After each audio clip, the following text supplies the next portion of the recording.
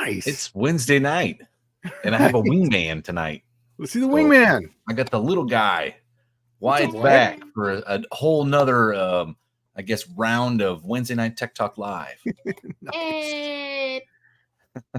Yeah, my Hey, kids are. They already took a shower, so they're not dressed. So I don't want to bring them in. Oh well, just don't take the camera in there when they're in the shower. No, It'll be all right. No. That's all right. That's weird. Yeah, that is weird. Weird that you said that. Well, yeah. Levi's Backyard Performance says, "What's up, everyone? I'm officially 24." Well, Sweet. Well, congratulations. Happy birthday. Congrats. 24. Yeah, well, man, 24. Don't you wish you could be 24 again? Yeah. I'm like literally double that guy's age. I was 24 when he was born, and I'd already been on like 3 deployments. That's when me and Lisa got together. I was 24 years old. It was 25 years ago. Yeah. Well, I'm going to run through the list here. Sure.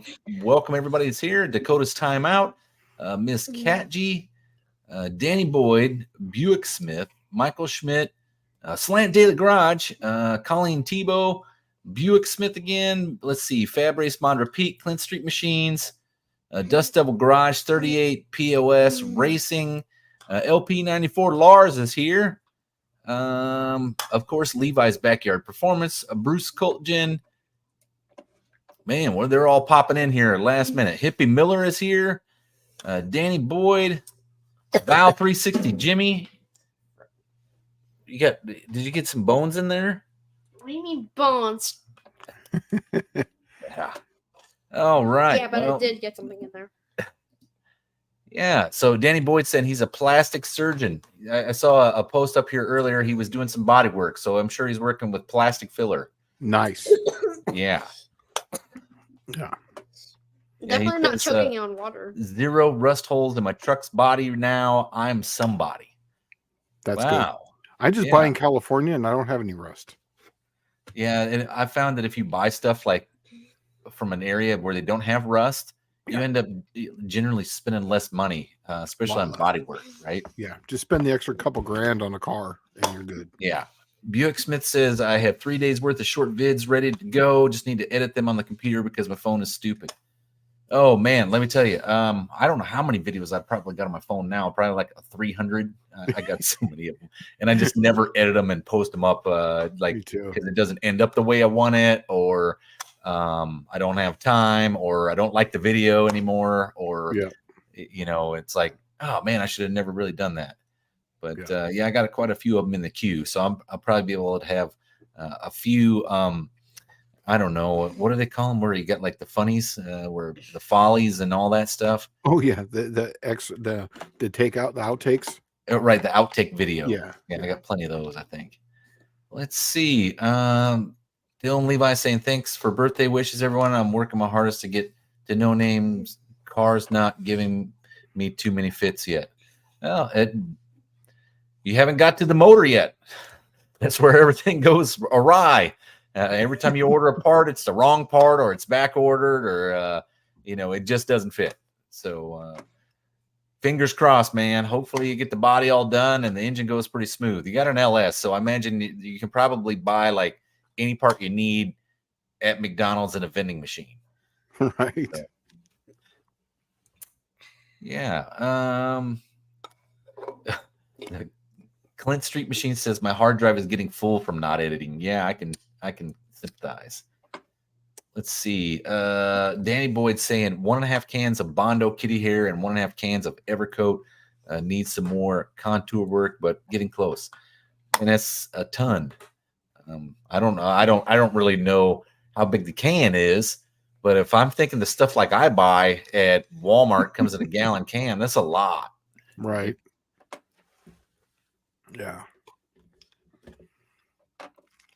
All right. Well, hopefully we get some tech questions in here tonight. We got 22 watching. Why don't you guys go down and smash that like button? Maybe we'll start doing something that you like. Yeah. Oh, by the way, I do have something to tell you of a video that I'm making right now that might interest some people. There's a ton of this. If you go and search this, there's not a single video made on this, but there's a lot of people talking about it. How to go from a 3-circuit to a 2-circuit Dominator. And I've actually already converted mine. I was running 3-circuit, works fine. It's just driving to and from the staging lanes and coming back. It's just loading up plugs. Runs fine down the track, but just driving anywhere, it just kills it. So I'm going to show people how to convert it. It's actually rather simple. So, well, I'm sure there's probably quite a few people in that same boat. yeah. Oh yeah. Run a Dominator, and why is the Dominator run like crap?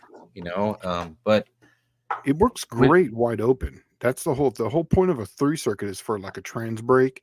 And it basically gives fueling in between different parts, so like if you're on or off the throttle, there's extra fueling going on there and whatnot. It's a signal thing, but it really does suck when you're trying to drive to and from the pits off of idle. It just I talked to Wyatt about this earlier. He just says, why don't you just take the other circuit out? Oh, well, I did. Yeah. Great job. Thanks, bud. That's exactly what I did. Yep. He didn't like 3 circuits. He says 2 circuits is all you need. That's all you need. Basically, idle or wide open, call it good. Yeah. All right. Let's see here. Well, Wyatt just walked out, so I'm not going to ask him this question. Head gaskets. There's a question on here that was directed to you. Well, let's do this one first. Miss Cat G, head gaskets. Does 12.5 to 1 need O-rings or a quality gasket? Cheers. Oh, well, this is, you could either go either way on this. To be honest with you, it depends if you feel like leaning on it with some nitrous or something. You might look at O-ring in the block, but I haven't O-ringed any of the Buick blocks that I've done high compression stuff on. I'm probably going to take stuff up to like 14 to 1. And if a regular Felpro will hold it in, I'm just going to run that. I like the Cometics personally. That's just my opinion on these. Anytime I get over 12 to 1, I'm going to run a Cometic. And my engine right now has got Cometics. It's 13.2 to 1 with nitrous. So, well, there you go. That's the answer, right? I was going to say that, but Cometic just made a head gasket for a Buick small block. Yeah, just made it. Like literally at the Buick Nationals, they announced that they made a head gasket for a Buick 350, and I looked at it and I said, hey, you know what? This will actually fit a Buick 300 and 340 as well. So, I mean, by mistake, you guys made one that fits everyone. So good. They took the push rod holes out of the stock 350 head gasket. I don't know why that was ever in there. The push rod holes, like, what is this, a push rod guide? Like, what am I sealing up right here around the push rod? I don't know why there has to be so much gasket material up here. Okay. Buick Smith asked Wyatt, are you watching the Camp Cretaceous show? My 9-year-old daughter loves it. No, I haven't. But after this, I'm going to search up what that is. I haven't heard of it. What'd you eat that was blue? I see it all on your lips. You ate something that was blue. Man, I'm jealous. I put something. It was something that like you can mix it with water and then it gives like a different flavor to water. Oh man, like your teeth are blue even. Like Kool-Aid? No, heck no, not Kool-Aid. Kool-Aid's delicious. Yeah, it is delicious, but not Kool-Aid, okay? No. Oh, so Danny Boyd says it's a 40.9 ounce cans. So 16 ounce is a pound. So he's got a 3-pound can. A little bit over 3 pounds. Mm-hmm. Okay. Let's see. Dust Devil Garage says, Shane, is Edelbrock doing their monthly car show next month? Yes. I believe that would be July 6th. And we do have the burnout. We call it the pit. We have the pit up and running too. So you can basically go in there and do burnouts. So yeah. Huh. Well, Michael Schmidt says on Samsung Android, how do you smash the like button? I see happy faces. Weak tech question. Haha. I honestly don't know because I don't run an Android. I don't have anything Android. It's too affiliated with viruses and all that jazz because it's very Windows centric, right? So I stayed away from that. Once I got virused out, I was done. I was over it. Mine shows a like button, so I don't know. And you do run an Android, don't you? Yeah. Oh yeah. And you got the latest and greatest Android, don't you? I got the latest and greatest, the whole shebang. It's got a like button. I don't want to go full, but yeah, I mean, if you just look, it's right there in the bottom right. I don't know. Bottom left, sorry. Well, Danny Boyd says Evercoat is the shizzle, like Bondo with fiberglass epoxy added to it or whatever. So I've never used the stuff.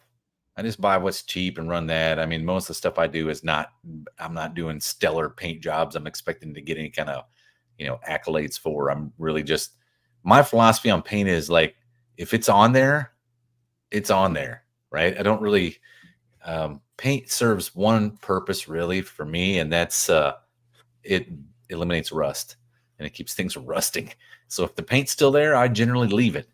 I don't really care about the colors. But if I had to spend money on something, and do it right, like I'm doing the 63 Buick, I spent money on, I spent $84. That's a video I never did that I should have talked about probably. The oops cart, which Wyatt loves when I say oops cart. But, that's the best paint, man. It's cheapest. Yeah. Oh, it was $84. I bought the whole cart. And you know what? The best thing about it too is your decisions are made for you. Yeah, exactly. You don't have to even try to come up with something. Oh, this is green. Oh, perfect. It does. That's what I needed. A green. It's green. Yeah. Perfect. I needed a color in this hue, and that's it. Perfect. That's the one. Let's see. Okay, Buick Smith, Dallas. Does anyone still sell the steel 10,000 shim gaskets for the small block Buick? No, not that I know of. I did though. And that's probably one video I should probably do. When I was at the Nationals, there was a guy there that his dad had bought out a Buick dealership in 1978, and he had all the factory Buick gaskets in the packages still. And I bought them.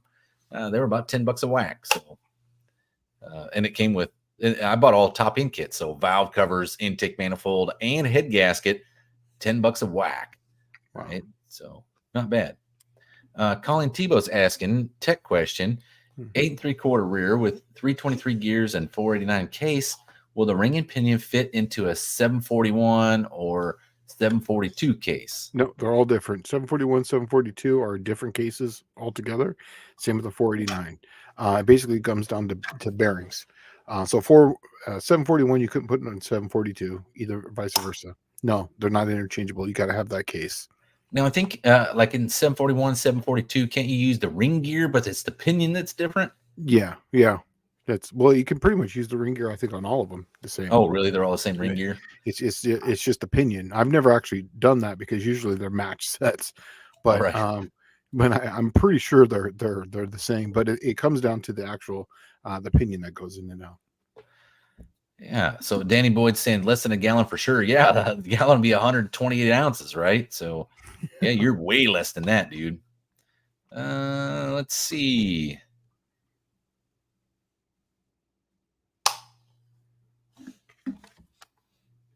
Yeah, there's the biggest difference is the 489 is going to be a crush, and then I personally like the 742. Oh, there you go. Yeah, so Mopar Garage has the answer. 489 has a crush sleeve, and 742 or 741 and 2 use shims. Now here's which the thing. Would make them stronger. Well, there's a thing. A 489 has got technically a bigger bearing, right? But the 742 it doesn't have a crush sleeve, right? And you can also get you can take a crush sleeve and then you can compress it, get your amount of drag, take it back out, and then make a shim that goes in there, so that way it's at your preload. Right, and eliminate that crush sleeve. Yes, exactly. Eliminates crush sleeve. But here's the thing: is that there's a reason why they only made the 742 case in aluminum. They made no other cases. There's a reason for that, because I believe it's stronger. I think it's stronger. It's easier to set up. You can set it up at the track. It's a really simple rear end. I've done probably 100 of them, and that's what's my favorite rear end. You bored? Kind of. What you want to talk about? Limited slip units and the 8 3/4? Yeah, they're all the same. All the same. Wyatt says they're all the same too. No, it didn't. Since when did I say that? You didn't say that. I just threw that out there. I thought it'd be funny. That was not funny. It was not funny, huh? Okay, Nobody good. liked that. Nobody liked it? All right. Well, okay. Well, if we got any more tech questions, we can get tonight's Tech Talk Live rolling. Other than that, though, I was just doing some research to see if I could do a make a Chevrolet small block TBI distributor into a Buick distributor. I thought that would be pretty interesting. That'd be cool. Then, yeah, work with a GM TBI computer. So it'd be pretty neat stuff. Oh, since we got a few people, how many people are in here right now? 33. 33. Okay, well, cool. So we'll announce it. So if you guys didn't watch my video, there's been an official call out between me and Mr. Mopar Joe, just Mopar Joe. So we're going to get it on, and we're going to do a 2 out of 3 match race, kind of a run with your brung type of deal. I'm not really sure if we're going to put limits on tires or anything. I don't think we're going to put any limits on it at all. I think we're just going to run it. And so, yeah, we were going to do that before the No Name Nationals, but I think we're going to do that at the No Name Nationals. In fact, I know we are. So, yeah, we're still trying to figure out when we're going to do it. We're trying to find that block of time, So, but yeah, we're going to make it. We're going to make it fun. Oh, well, here's Clint Street Machines as tech question. Dallas, how's that new transmission? He's referring to, I did a 4L60E swap from a bad 4L60E to a functional 4L60E with a junkyard transmission for $137. It even came with the converter and the inspection cover. So, but it was out of I did it, essentially it's a Chevrolet for a Chevrolet. But if you've ever had one of these S10s with the 4.3 liter in them, they have their own proprietary bell housing and inspection cover in the whole 9 yards. And I found out you can make one real easy out of a Suburban transmission with a Sawzall. And you just cut off the ears for the inspection cover and you're done. Everything works then. So that's what I did. For that price, I had to try it. But works great. I got 4 forward gears and a reverse and a park and a neutral, and they're all exactly where they're called out on the dash, believe it or not. I don't have a surprise neutral or what I like to call a pop-up neutral. Right, just random. Yes, that's what I had before with the S10 transmission. That's funny. Buick Smith. Buick Smith saying, Shane, where is the Newport Raceway? That's out there in Arkansas, man. It's over there. It's about 2 hours from my house. So actually about an hour and 45 minutes. But it's literally an old airport with cracks about this far between each concrete block. Yeah, it's a track. It's as close as you can get to driving on the street. I think a street in some instances might be a little better than that place, but still a track. Huh. All right. Well, here's a question from Dylan Levi. He's saying rear triangulated 4-link bar angles. What's your ideas? My bottom bar is in the best point according to several builders of these suspension systems, but the top bar is what I'm confused. Well, that's where your instant center comes in. Well, and so I'm kind of wondering, okay, his car is a 73 Laguna, which is essentially an A body, right? Yep. And they came with a factory triangulated 4-link, which used to call the poor man's 4-link. And I'm kind of wondering if he's just modified the stock stuff, or is this a back half kit that's a triangulated 4-link? If it's the stock one, because his it's not really next question, but his next comment, where do I put the top bar angled down? Yes, but I want to know a start point. So when it's all new stuff, it doesn't matter, I guess, if you got a triangulated 4-link or you just change out the control arms and you're trying to make the stuff work that you have.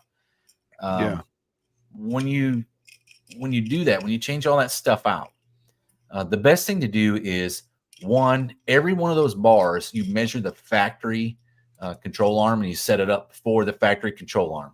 And then for your adjustments, you set everything to the middle. And that's where you start. That's the very first starting point, because then you can make adjustments from that point forward, and it's going to somewhat work, right? But if you don't make the bars the same length, you get the rear end cocked in there under the car, or you get a horrible pinion angle. It ends up breaking U-joints. And I know your machine has the ability to do that. So just make sure you get it in there square and center and straight and everything in the middle for your first hit. But the biggest thing that I found was the ride height. That's where it moves the instant center very quickly, very easily, and you can get it dialed in. And then from there, it's just small adjustments on your bars, moving stuff around. Yeah, and then there's a calculator too, because you're going to want to get the instant center length, the instant center height, and then the anti-squat. So basically, I just sent you. I just put a link up there, so that way you can kind of look at it. And did it come up? No, I thought it did. I haven't seen it. What?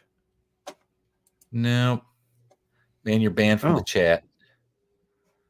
You've been kicked out of the chat. Oh, it's, Why? No, I'm Huh. teasing. He didn't get kicked out of the chat oh, well, try it again. Why did you say that? because I was just teasing. I don't I know. was just It teasing. on the live. I'm actually on the live channel Uh-huh. and on YouTube, and it shows that it went up, but I don't know. I don't know. Well, I don't see it. Maybe Yeah. John Wilburn's removing your posts. Oh, I probably. think that's Whatever. what it is. He's gleaning your posts. But on YouTube, on the YouTube channel, it's there. I promise you. I can look. I'm looking at it. It's there. So yeah. But if you click look on at that that, link. yeah, on that Click link that on you can't see, link. but you can only see it on you. But that's basically your instant center length, your instant center height, and then your anti-squat. And the top bars basically help point to that. They basically, the top ones point to wherever the bottom ones go to, and that's where your instant center is going to be.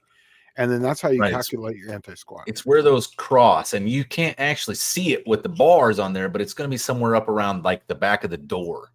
Yeah, right? well, yeah, it just really comes down to what you're trying to do with the car. Are you trying to carry the front end? Are you not trying to carry the front end? Are you trying to get it to squat? Are you trying to get it to extend? Or where's your weight at? What's your percentage? There's a lot of factors that go into that too.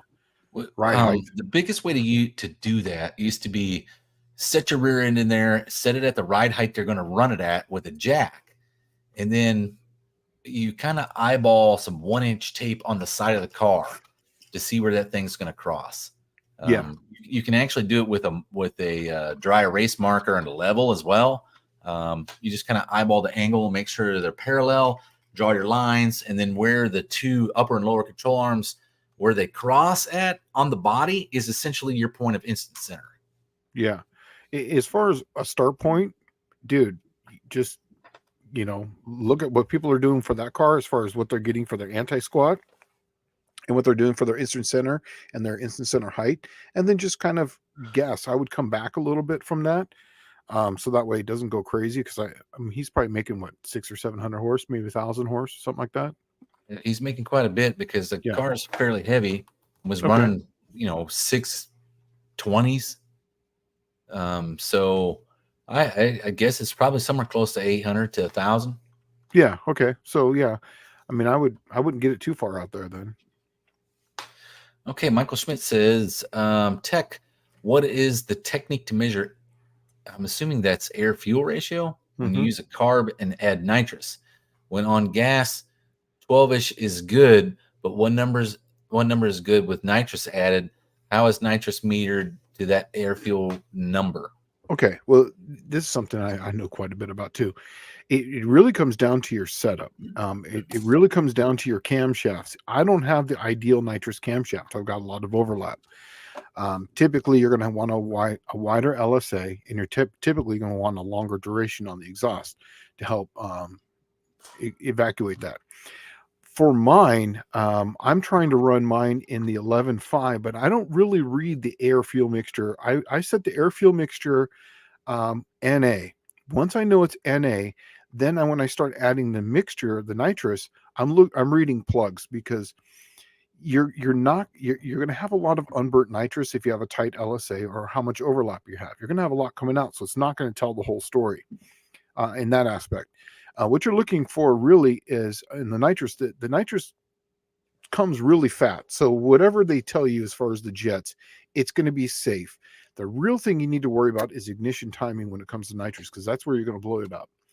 And here's a good starting point: is at 2 degrees for every 50 horsepower, and then usually add a degree or two on top of that. So, for instance, if you're running, say, 200, that would be 2, 4, 6, 8. Add an extra 2 degrees, that's 10, and then you add more timing as you go in there. You pull your plug out, and you're looking at the back strap, and then you can cut the threads off and then you're looking at where the fuel ring's at. But to do an ideal on this, you're going to have to put, warm the engine up on some plugs, put new plugs in and tow it up to the line, do a pass, shut it off, coast back, pull a plug out, and then you're going to want to look at the back strap, and then you're going to cut that out, and then you're going to want to look at the fuel ring. It's usually about 50 to 100 thousandths from the bottom up on there, depending on your setup. There's a lot of different ways, but typically on an air fuel mixture, it's hard to measure as far as on an air fuel ratio to tell you, hey, this is what you should run. There's no way to tell that. Set it up NA, get the 12.5. I usually run a little fatter, 12.5, 12.2, and then run the nitrous the way it is, and then start playing with ignition. And then after you find the ignition timing where that's right, then start either taking away fuel on the jet or taking away pressure on the jet. That's just how I've been doing it. Well, the way I was taught to do this is there's 3 important parts of a plug when you're running nitrous. Yeah. One is the back strap, because the back strap is going to tell you exactly where the timing's at. It's going to tell you what the engine wants. That's right. Okay. So it should be burning into the curve of the back strap. Yep. Okay. And there's a definitive line on that back strap. And you will see it. The second thing is the electrode. The first place that if you're running too lean and you melt some pistons, it's going to show up on the electrode, like right there. And then the third most important thing is, like he was saying, down inside is the fuel ring. And now they used to cut that off, but they make a handy dandy little tool that you can actually, it's like a magnifying glass that you can insert this thing into this magnifying glass with a light on it. And you can see down inside that fuel ring without having to cut the plug off, which is good. When, like Shane was saying, you put a new plug in, the way I did it was once you get your tune close, you're going to want all new plugs in there when when it's like your first go round at it, right? Because there's going to be some cylinders that are leaner than others. Yep. And there's going to be some that are richer than others. Yeah. You tune for the leanest one. So always give it more fuel. Right. And then when you make your pass, shut it off, go pull all 8 plugs or coast it back or have somebody tow you or whatever you're going to do. But the first pass on nitrous is the most important. When you figure out if your tune is relatively close, what I used to do was one plug in the leanest cylinder every pass. And you would pull that. And I always had one in my pocket, right? So when you make a pass, you get down to the big end, you turn off, you pull off to the side, you pull that one plug out, swap in the one out of your pocket, and then you drive back to the pits and you can look at that thing. Without it really being affected by the drive back to the pits or the idle time, stuff like that. That's how I was always taught with nitrous. You want to always play it safe and laid up, as they call it. You never want to get hairy on it. If it recommends a 42 fuel jet, put the 42 in it. Don't go with a 40. Don't think you know what you're doing yet until you really know. And then, like he was saying, where if you want to play with jets, the easiest way to do it was the jet was the big change and the fuel pressure was the small, minute change. Imagine like air bleeds on a carburetor. Yeah. Right. And so all you do is, like, say you go up to your fuel pressure regulator and you pull half a pound out. If it gains mile an hour, then you're leaning it out. It's going the right direction. Okay. Then you can probably jack it back up to where it was at and then go down one jet size. And you always go slow because that nitrous oxide is like an oxyacetylene torch. The second you don't give it enough fuel, she's melting pistons, right? It'll use something as fuel. And it's going to cut right through the aluminum head or the aluminum piston. I guarantee it. Yeah. And it's all over the with. Aluminum piston be like. Yeah, it's done. It's checking out, huh? Exited the chat.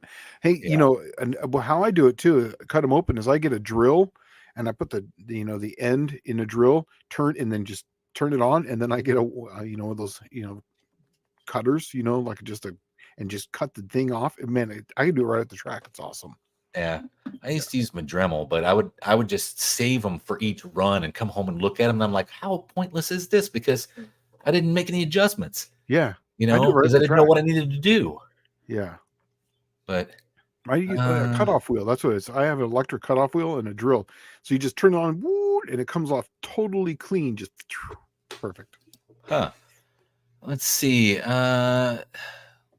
Levi's Backyard Performance says, Shane, it's all good. I've seen those calculators. I'm doing anti-squat to push the rear downward.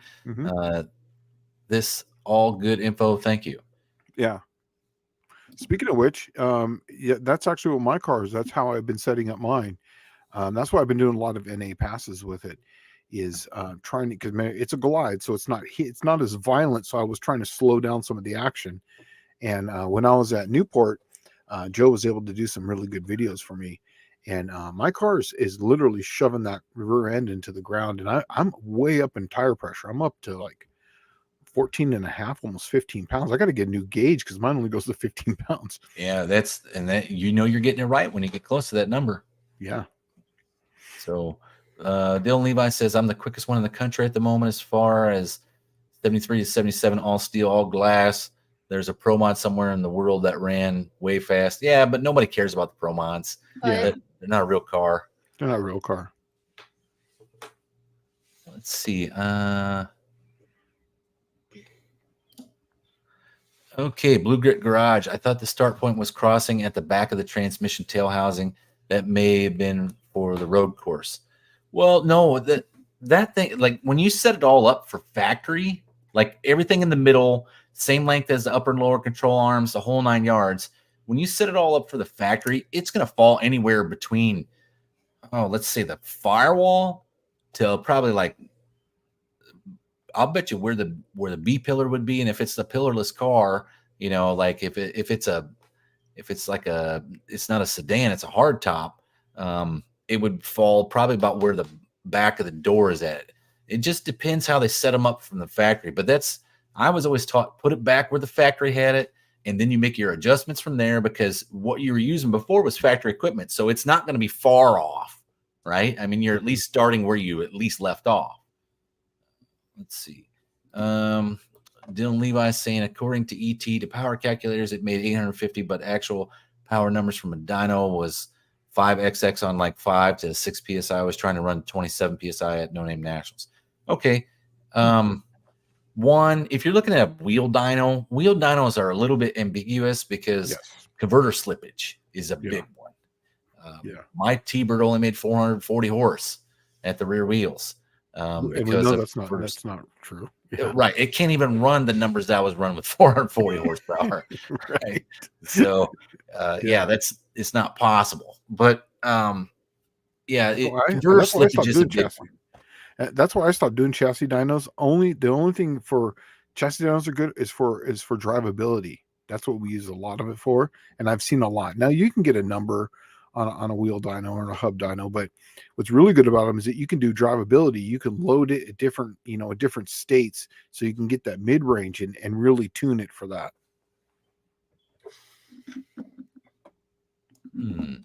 Oh, here's something interesting. John Wilburn says he has the quickest CRV in the country with my VIN number. I bet. Wait, how fast is it? It doesn't really matter how fast it is because it's the only one car competing at that. It's one of one. That's a good one, John. I like that. Okay, so Levi's Backyard Performance says, as my car sits, the point is actually out in front of the car a few feet. It's really bad. Wait, that's not good. You need to bring it back someday as best as possible. Why are you saying that's super fast? I guess he needs to bring it back some. Yeah. Let's see. So you're probably having traction issues with it way out there. 3, 2, 1. I'd say so. Left. Well, with the turbo, it'd be a little less forgiving. It would, or it'd actually be more forgiving, right? Yeah, forgiving. Yeah, sorry. But it is a turbo 400, so it's got 3 gears and it's multiplying the torque pretty good. So I don't know. I imagine it probably would have had tire issues with knocking the tires off no matter what you did. Yeah. And what you find is when you get that instant center right, you're going to end up falling in the same window like where Shane is at, where he's went from like 8-10 pounds in the tire to like 14-15 pounds. And then what you also see is just from the tire pressure change, the thing will pick up 3, 4, 5 miles an hour. Yeah, my mile an hour keeps going up. And I've went up from 109 to 111 now. So yeah. Let's see. Okay, so Dylan's saying that he knows he's a micro record, but it's on getting more people to drag 73 to 77 out of the weeds and onto the tracks. Man, good luck. Those cars, when I was in high school, were called the unloved. That's what they called that generation, the unloved, right? And They're it's gonna be not that loved they were soon. That's all they're hideous gonna or, be. it was like most people were into A bodies and Novas and stuff like that. And those cars were heavy and no one wanted to mess with them. Now, if you wanted a nice daily driver, that was the car to have. Yeah. They had the swing out swivel buckets and the 2-door doors that weighed like 900 pounds each. And so if you ever had to pull in and out of a junkyard, you know that you hate life owning one of those. Yeah, I don't know if they'll ever be a big thing. But I know that anything you do to an A body, you can pretty much do to that car. And so you do have a lot of options and a lot of help. Yeah. So you just need the bumpers is what killed them. Those cars were the Ralph Nader bumper. And if you don't know the history of Ralph Nader in American auto industry, Ralph Nader was everybody's most hated engineer. He wasn't even an engineer. He was a freaking he was a politician. And they got rid of the steel bumpers in lieu of the crash bumper. Right? Oh, really? Yeah. Oh, you're not familiar with Ralph Nader? Oh, I know Nader's Raiders? Yeah. Okay, so back in the 60s and 70s, Ralph Nader's the guy that killed off the Corvair. Ralph Nader is the guy that killed off the beautiful bumpers. Ralph Nader himself neutered the American auto industry. So, Wow. Let's see. Buick Smith says, I had a 70 Chevy, 350 small block Chevy, 7R4 and 411 gears on a wheel dyno. It said it had 586 foot-pounds and 276 horsepower at 2,800 RPM. Stupid. Yeah, I'm not a big believer in the chassis dyno. It's good. It's got its place. It does have its place. It does. But I'll tell you what's the easiest, most cost-effective means of getting this information. It's called the drag strip. Just get your mile an hour. Yeah, mile an hour. You go get an ET, and you can play with stuff, and you can figure things out, and you won't be able to correlate it to an exact. I made 5 more horse or 10 more horsepower, but you can sit down and do the math at the mile an hour in the quarter mile. How much power the car was really making if you know how much it weighs. Exactly. Yeah. Mile an hour and weight, that's the most accurate because, your 60-foot time can be off and all this other stuff for your time, but mile an hour will always be a pretty consistent. My car was swinging from, 630, 620s, but my mile an hour was within point, a couple hundreds. Let's see. Levi's Backyard Performance says because the weight of the car we have always ran 15 psi hard sidewall slick, no tubes. Yeah, I don't have any tubes on mine either. Well, because of the weight of the car, they shouldn't have any effect on how much you have to run in the tires. You'll know when you get too low a tire pressure. It'll fold. You'll feel it. Well, and the big one is in the top end. They start to sway on the back end. They sway, and you're like, "Ooh, what is that?" And it's like, go add 1 pound and see the difference that it would make. Yeah. My car's pretty deadly straight now. It's actually rather weird. Well, it pulled a lot of that violence out of it. I'm sure that thing used to be pretty violent off the line. Oh, it was, man. That car would carry it's weird now watching the videos of it because I've been in it and it's so lackadaisical off the line. I mean, I'm losing a 1/10 off the line, but man, does it make it up on the back end. That's cool. It's making some horsepower. It's making some power. Fab Race Mod Repeat says my instant center is 8 inches behind the front axle center line. Back near the firewall, I'm assuming. Yeah, well, that's kind of the ballpark where they generally fall, is like not too far from the firewall. Well, here I have it up on my screen here. I'll take a picture of it and I'll show you. This is the most typical ones. This is most drag racing ones. Let's go back over here, and we're going to go full John Wilburn here. See if this comes up. He's doing a picture in a picture. Yep. So that's typically where the instant centers, for drag racing. Mm-hmm. Yeah. And you can see it's mostly under it'd be like your quarter window. Yeah. But I'll tell you what I did when I was doing the chassis on my T-Bird originally. There used to be a book on Amazon that you could download that was just the the electronic version. So for like a Kindle or whatever, and I had it on an iPad because I was on a ship. So I'd download all the stuff and put it on there, and then I would read it while we were out at sea for 6 months. And the big one on that was it was a book available on Amazon, how to do drag racing suspensions, and it talked about spring rates and excuse me, things I'd never thought of before. Yeah. Delrin bushings, shocks mounted upside down. I'd never thought about some of this stuff. And it's like, well, you know what? If I'm going drag racing and I'm trying to do it on the cheap, why not pick the brains of the guys that do it all the time with stock stuff, right? So your stock eliminator guys are the ones that really figure out the suspension stuff. Yes. Because they don't have a lot of horsepower. They're generally carrying a lot of weight, and it's all in converter, camshaft, and rear gear and suspension work. And so, but that book was like, I think $7 on Amazon or something. And I lived and died by that thing. Let's see. Well, he says, my car's got power windows. Well, lose that junk. That's like 40, 50 pounds right there.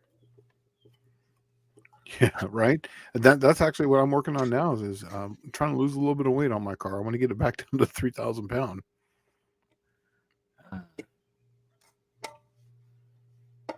Let's see here. Okay.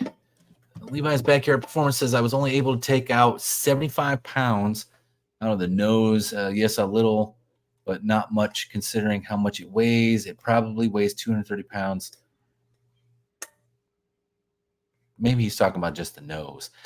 Oh, yeah. It isn't like it isn't where you take all the weight from. It's a combination of just about everything. If you were to take the door card off, I'll guarantee you see probably a crash guard in that door.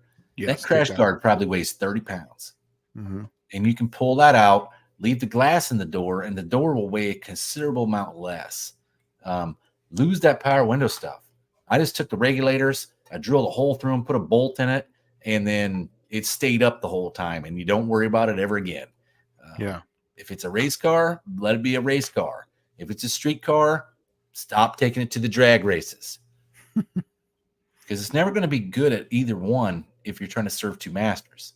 Yep. Yeah, First Responder Garage says we need a road hog class, 4,500 plus pounds only. The road hog. Should get one like 19 foot and longer or something, That would be fun. So Levi's saying we were having spring back at launch and sway at the big end. Well, you might have those tires. I don't know with the hard sidewall slick. I don't know. That's what I have. I don't know if they will sway like a. Oh, they will. You don't put a enough air in it. softball, like a softball slick. Yeah, they sway. Absolutely. Okay. Now, my 29s that I had on there before, because when I was running the NA class, you could run 29s with a small block. They swayed way more, but the stiff walls will still sway if you don't have enough air in them. Because the last pass I did, it went dead straight. Okay. Buick Smith says, "Why is that a first gen Game Boy? Nice." No, it's not. I was just pretending. It's supposed to have a D-pad candy in there, but I ate it. So I'm sorry if I got your hopes up and I turned it down. Okay. Well, most of the guys here probably played the first gen Game Boy. I had one. Yeah, I had one too. Let's see. Dylan Levi saying Dallas that was with soft wall slicks, but hard wall does to a little not as bad. Oh, all right.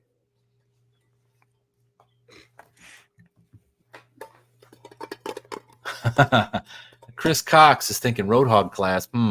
I still have a 77 Monaco Brougham around here somewhere. Wow.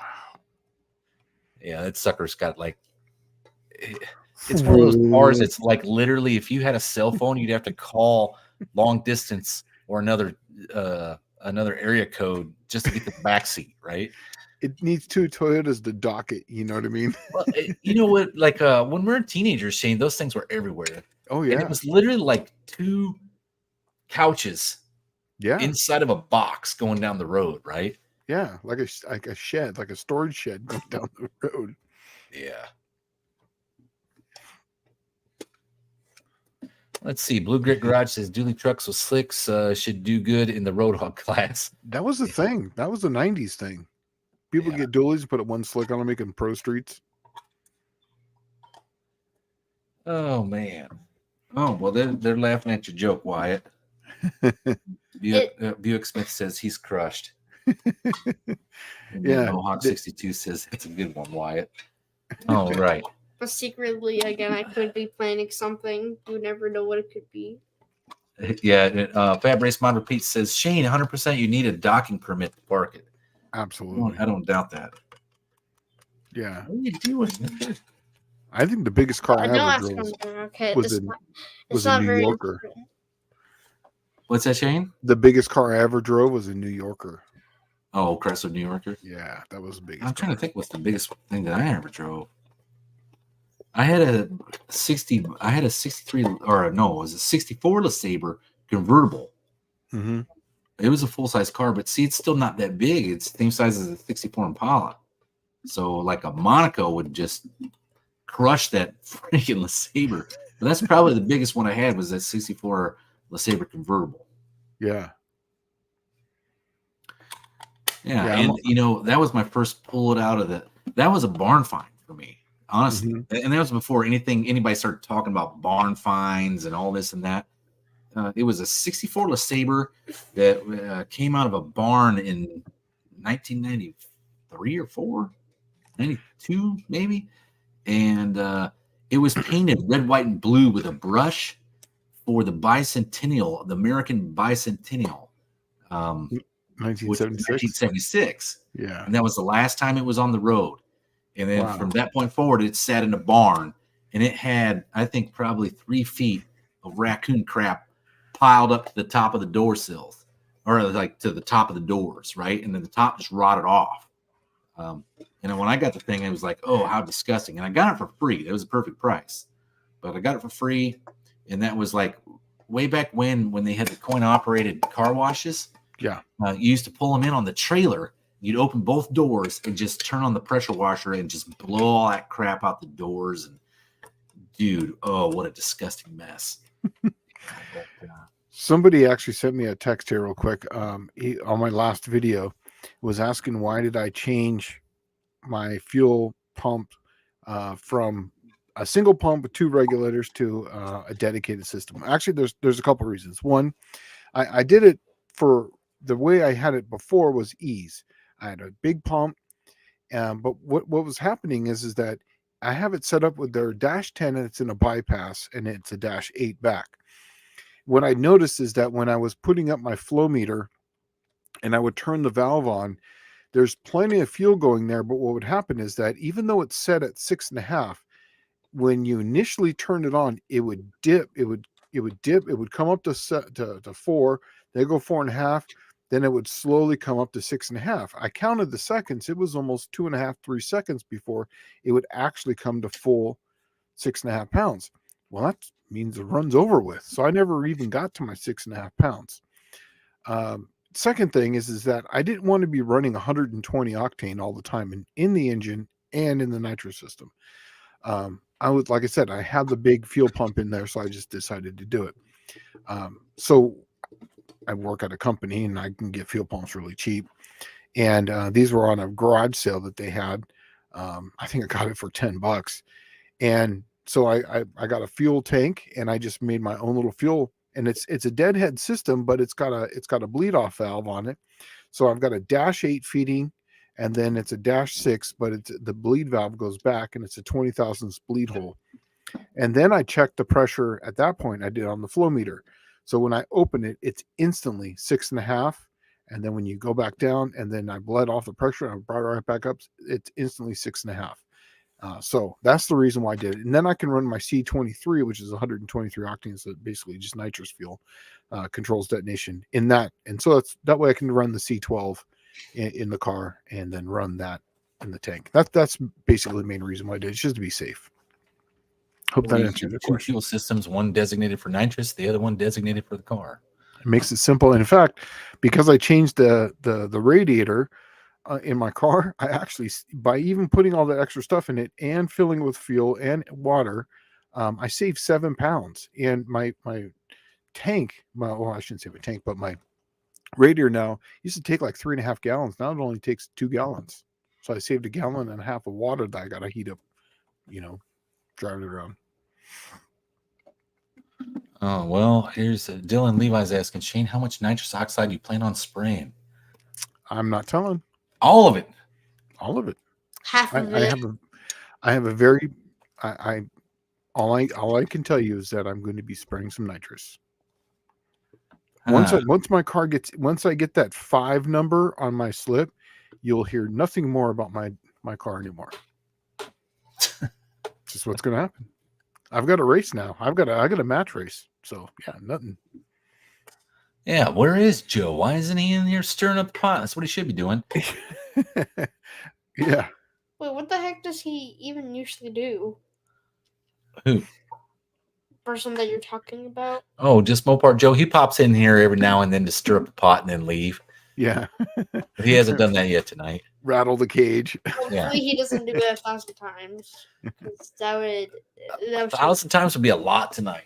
Yes, I know. I'd have to have him kicked out of here. Because that's too much. Yeah, but it's too much. There's no such thing called too many comments. John Wilburn nailed it. Shane will spray a 27 horsepower shop plus or minus. That is absolutely correct. He's absolutely correct. Bet. Well, hopefully I can get my T-Bird sorted out before we get over there. And like everybody's trying to get into the, let's see, Dylan Levi's like, I want to get in the 5.2. Shane's going to be in the 5s. I plan on being the only NA car in the 5s. That's what I'm shooting for. Yeah, that'd be awesome. Yeah, that would be cool. I don't know if I got a means to hang with everybody.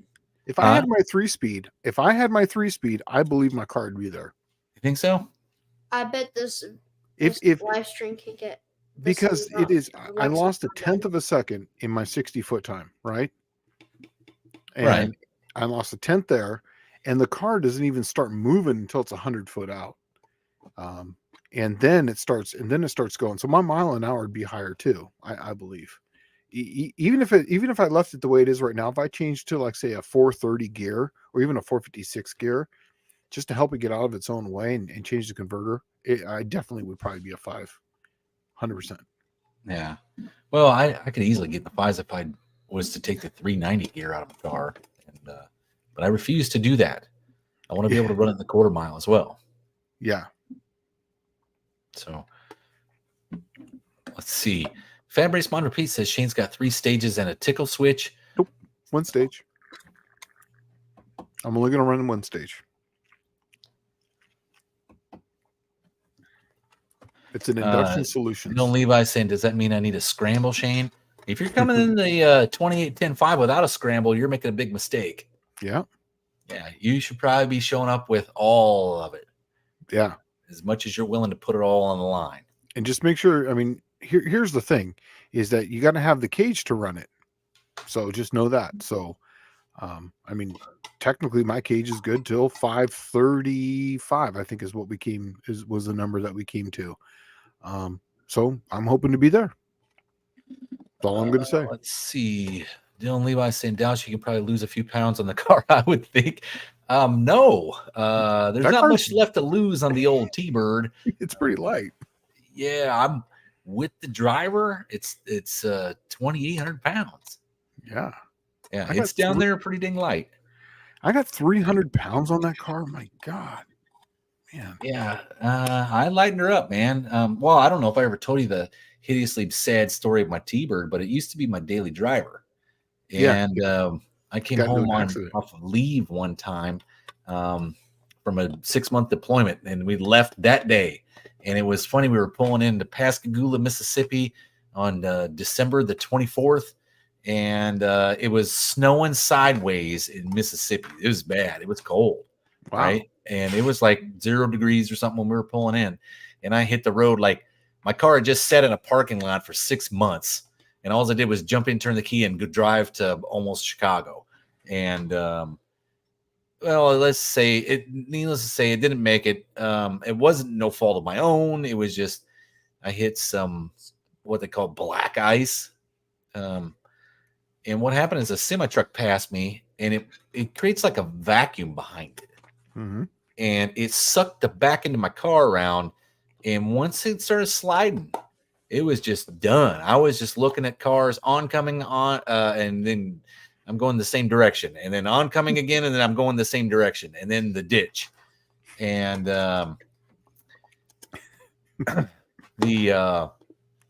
guys that were servicing the roads actually stopped and was like, "Wow, we never seen a car do 3 or 4 360s on the interstate before." Like 360. yeah, Dang. just going a big circle.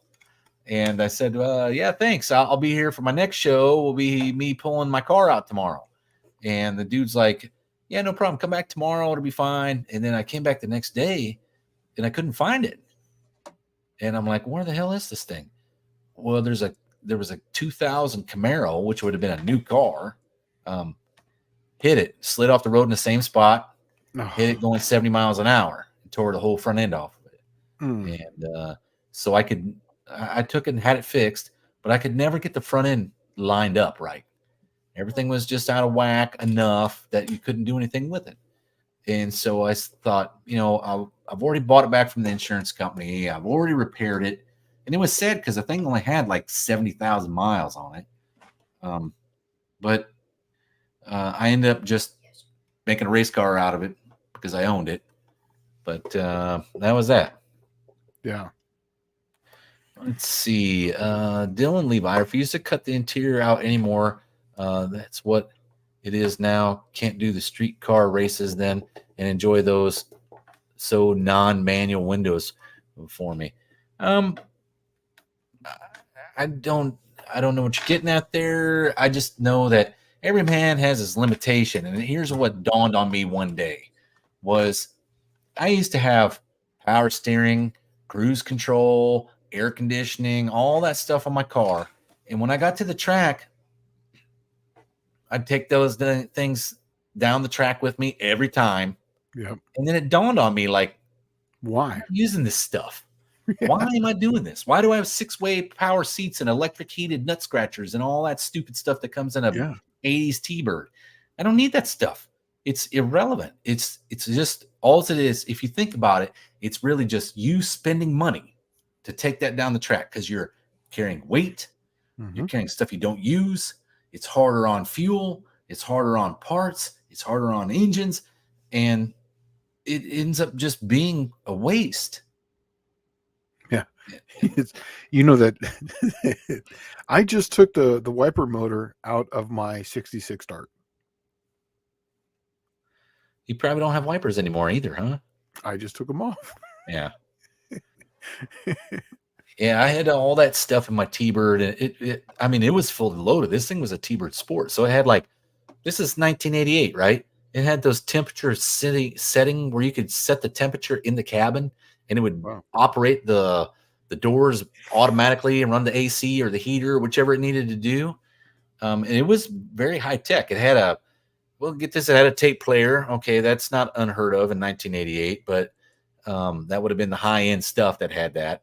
And then it had a factory equalizer and an amplifier assembly. Yeah. And that's just the stereo system. It had electric mirrors on both doors. This was 1988. There's a reason why the T-Bird was the car of the year, 87. And that's because it was nice. But yeah, electric heated nut scratchers, they didn't do anything for me. So. When I got my truck, my diesel, that's the one thing I didn't check was the massaging seats but I do have heated nuts on mine. But Heated nuts. I do have heated nuts. Yeah. Dylan Levi says my car weighs roughly 3670. I have to cut more out, but probably only 100 to 200 pounds more. Well, when you start thinking outside the box, because you'll realize that it's so much easier right now to lose weight than it is to build more horsepower, cost effectively, that you'll start looking at those Ralph Nader bumpers and you'll go, oh man, those shocks in there and that metal back bracing, that can all come out. And then I can take my original, just the chrome outside portion of the bumper, put 2 aluminum brackets on the back of the bumper, and then fabricate myself an aluminum tube that fits and puts it right in the same spot. And it looks totally legit and totally functional, but it weighs 1/3 the amount. And then when you realize that a hole saw makes that chrome bumper look even so much nicer, you can take 20 more pounds out of that bumper. So, and you with the urethane front end on it with a Laguna S3, pull all the bracing out from behind that and fiberglass that front urethane bumper, man. Yeah, exactly. That's what I did on my T-Bird. Do Danny Boyd's. He's got a good one there. This one here? Yep. Okay, no lie. First time I experienced heated seats, I thought I shit my pants for a second. Yeah, I could see that. And go back up to They John are Wilbur. weird. Go back to John on that one. He's got a good point there. Let's see, 3.5 minutes. That's how long it took to walk out to the garage and shoot a short just now. It's on a failure using the press. Huh. Well, that's for you no name 500 contenders. 3.5 minutes of your day could mean thousands of views. Yeah, and John's saying that he did a No Name National NN 500 guys to do a short every day today until July 4th. And they're really easy. Like you said, you can make them, and you get a lot of views and a lot of subs just by making shorts, because a lot of people, their attention span is this big. So the shorts is all they really want to see anyways. So yeah, do it. Brings a lot of people. Well, shorts definitely boost up your views, because the way YouTube works is essentially it's looking at your search history, right? Yeah. What you as a person have watched in the past. And after so many days, the people that watch your stuff, if you don't put anything out within like say 2-3 days, their stuff will roll right out of their search history. And you won't be recognized anymore. So when your new videos come up, it won't be shown to that person that watched your previous video. Yeah. When you do a short and you do one every day, it keeps you in their previous watch history consistently. So every video that you promote or that you put up, it gets promoted on their channel or on their as their viewer. Like it'll come up in their suggested stuff and their next stuff. And I waited so long to make something for Mr. Rodder's neighborhood that I'm sure I'm just gonna have to start all over when I start making videos again. I don't know, but I don't know where I'm gonna start right now. I'm just trying to get caught up with life, and then we're gonna start back in on some stuff. I definitely would like to revisit the What If 300. I have all the parts. I just need the time to put it together. Yeah, I'm right there with you. I'm not as religious as I was with the videos. I just put one up whenever I feel like making it. If I don't feel like working on a video, just don't do it. So Colleen Tebow, Dallas, are you going to be firing up the AHRA this year? Probably not. I'm already past the point of no return for sanctioning body stuff. If I'm going to be doing it, is generally February. You have to have everything done by February because essentially March are kicking off. And I mean, I'm way too far behind it. I haven't even got a finalization on my divorce yet. So when I finally get that, and I know if I'm going to have a home or I'm going to have to move or I'm going to have to do anything, at that point, then I can probably consider doing AHRA. I don't know what my finances are going to look like. I don't know if my balls are going to be hanging out my pants. I don't know. And so I'm trying to do the best I can here. And I know that's kind of just a broad answer for you. But the best I can say that's going to be is next year. That's the best. But right now, for me, it is not priority. Priority is getting my kids and myself through this debacle and moving on. So yeah. Speaking of which, Dallas, I've been trying to find someone locally to reinspect and recertify my cage. I can't find anyone. No one does tech out here. Do you know anyone that's gonna? I mean, do you know anyone that could certify my cage again? Yeah, Deacon certified at the No Name Nationals. Yeah, but he's gonna be busy. I might go up there beforehand. Then he's still out Well, there they're in trying to Sexton, right? extend it all out. If you've been listening to some of the lives that John and I were doing, we're going to try to extend it out. So there's going to be extra days for tech to get your stuff done there. And he's going to have a time set aside just to do Yeah. chassis certs.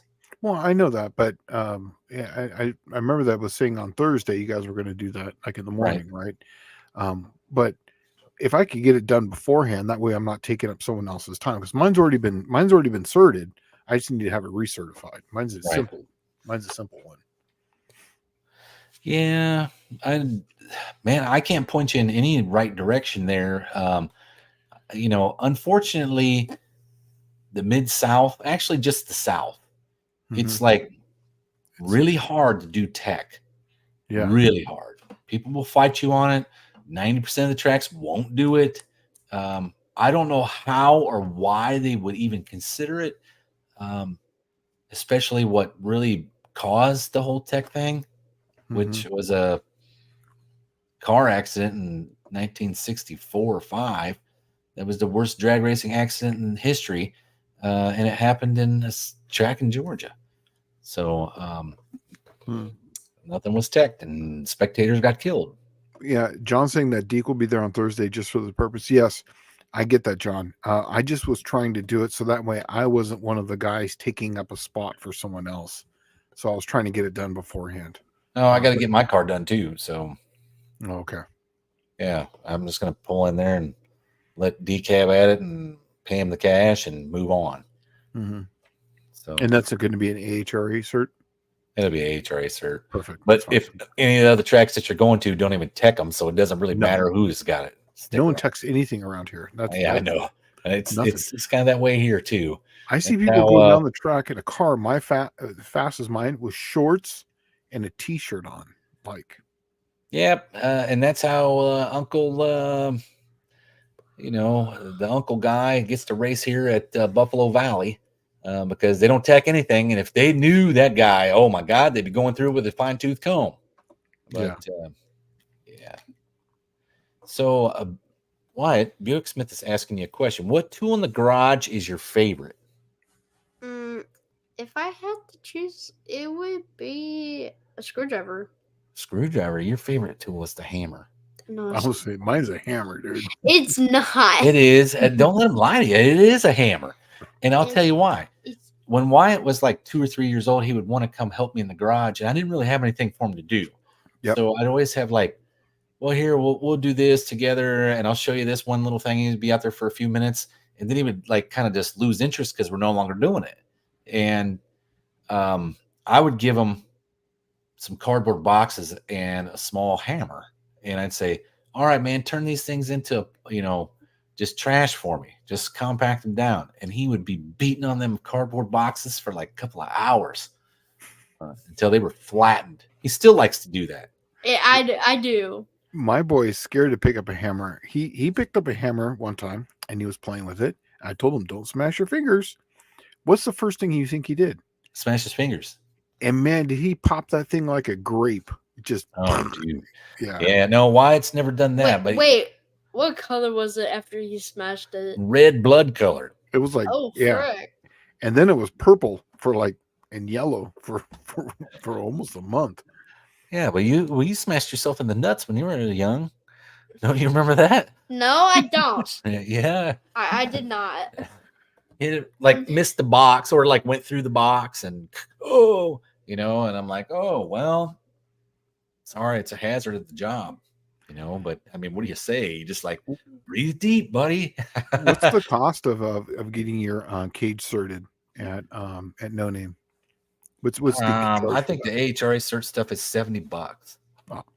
It's nothing compared to like NHRA is like $200. Yeah, well, it depends. If you're doing it like a big session, where they got like many people there doing it at one time, it's generally cheaper. But if you go out and like you call the guy to come visit you and tech your chassis, That's $150 for him to show up at your house. Yeah. And We that's had just 8 covering people on fuel. my street. You know, in Poway, how I had the dead end street right there. Uh-huh. Yeah, he came to my house and we did 8 cars and still cost us $150 each.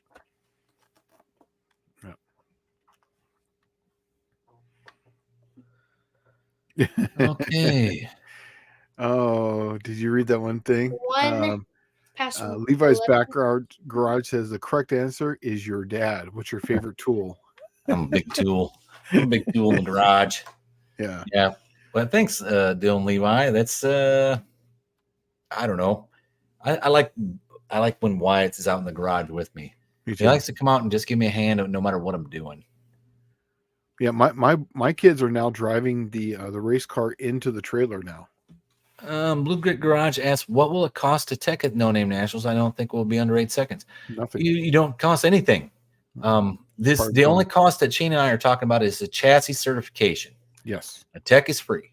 So if your car is not fast enough to need a chassis certification, which is essentially 640 an eighth mile and faster, you don't have to incur that. Yeah. But I'm just going to do it there just because Deke will be there. And that's the only time that everybody's going to gather up and be in one spot at one time. Yeah. I might do that then. I'll just get there Wednesday night then, and then just have it, tech first thing in the morning. Let's see. Rapid Transit Garage says my kids used to pound nails into scrap 2x4s in the shop. Countless hours of fun, blood blisters and all. Perfect. I don't like to see blood, okay? It's not my thing. Let's see. Well, it's just from pinching your fingers or smashing your fingers. So, Dallas, do you drive your car up onto the trailer or do you winch it on? Oh, I drive it on there. You drive it on. Okay. Yeah. Yeah, my kids are, we winch it in, and so they're getting, used to driving the car into the trailer. They think it's so cool. They love it. Oh, you let them drive it in there? Yeah. Oh, dude, I don't know about that. I'm scared about me driving it down. But I don't know. The enclosed trailer is a bit different than my junky flatbed.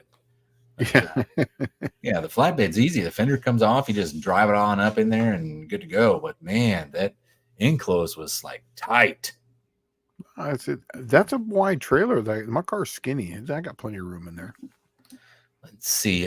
First Responder Garage says my dad gave me a stick welder at 7 and told me to figure it out. 10 brake drums, getting shocked on 90 and 2-degree burns or 2nd-degree burns later. I was a natural at bird droppings. Perfect. Yeah, that could be you, buddy. You want to learn how to booger weld just like your dad does? He ran off. He's all embarrassed. Just think about life. No, he's embarrassed. He says he's going to his room to think about life. Okay.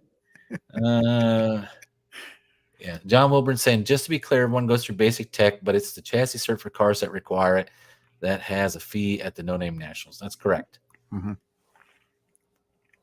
Dylan Levi says, that's good, Dallas. I miss my young days in the garage with my father. Always an interesting time. I love those times too. My dad was very hard to work with. And I think it's because he and I were very much the same. And we were always button heads. And I was the flashlight kid that, could never hold the flashlight in the right spot or well, actually, it wasn't even a flashlight. My father had a drop light that had 60-watt bulbs in it. And they would be like 700,000 degrees on the shield, right? And I'd have to sit there and hold that thing. And if we were out in the garage working in the winter in Illinois, that was your only source of heat, was that thing, right? Until he got a kerosene heater. But I miss him. Let's see. Danny Boyd, my dad wouldn't work on them. I was getting to be the family mechanic before I left home.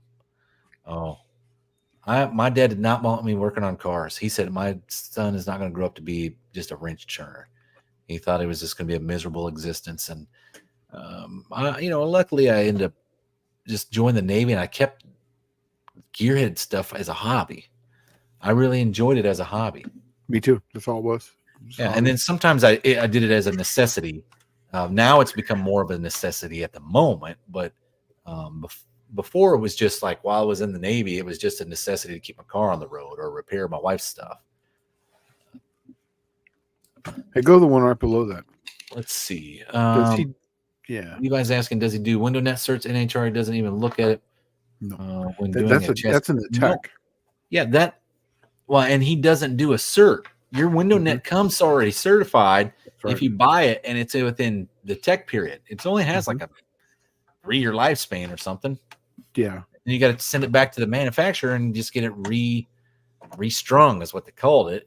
But with shipping costs now, it's almost cheaper just to get a new one.